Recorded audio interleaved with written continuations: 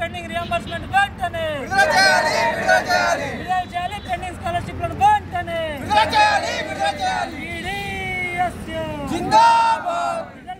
Boss బకాయిలను వెంటనే boss scheme బకాయిలను వెంటనే విద్యార్థులతో చెలగాటమా.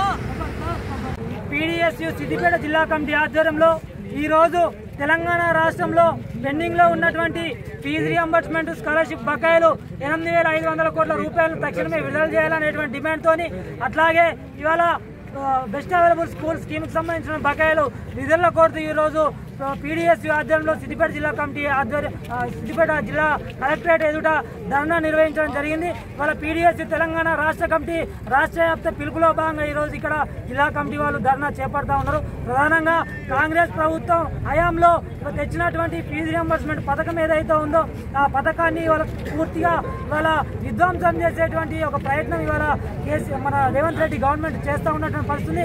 అందుకే ఈ రాష్ట్ర ముఖ్యమంత్రి రేవంత్ రెడ్డి గారిని మేము ప్రశ్నిస్తా ఉన్నాం, మీ హయాంలో తీసుకొచ్చినటువంటి రియంబర్స్మెంట్ పథకం యొక్క బకాయిలను మీరు ఎందుకోసం విడుదల చేయట్లేదు, ఒక్కసారి మీరు గమనంలో పెట్టుకోవాల్సినటువంటి అవసరాన్ని ఈ సందర్భంగా గుర్తు చేస్తాను. వాళ్ళ విద్యారంగ సమస్యలు పరిష్కరించమంటే మీకు చేత కావట్లేదు, రియంబర్స్మెంట్ ఇవాళ స్కీమ్కి సంబంధించినటువంటి బకాయిలు విడుదల చేయమంటే మీకు చేత కావట్లేదు, స్కాలర్షిప్ బకాయిలు మీరు విడుదల చేయట్లేదు, బెస్ట్ అవైలబుల్ స్కూల్ స్కీమ్కి సంబంధించినటువంటి బకాయిలు విడుదల చేయడం లేదు. మీ నిర్లక్ష్య విధానాల వల్ల ఈ రాష్ట్రంలో చదువుకుంటున్నటువంటి వేలాది మంది పేద విద్యార్థులు ఇవాళ అనేక రకాల ఇబ్బందులకు గురి అవుతున్నటువంటి పరిస్థితి.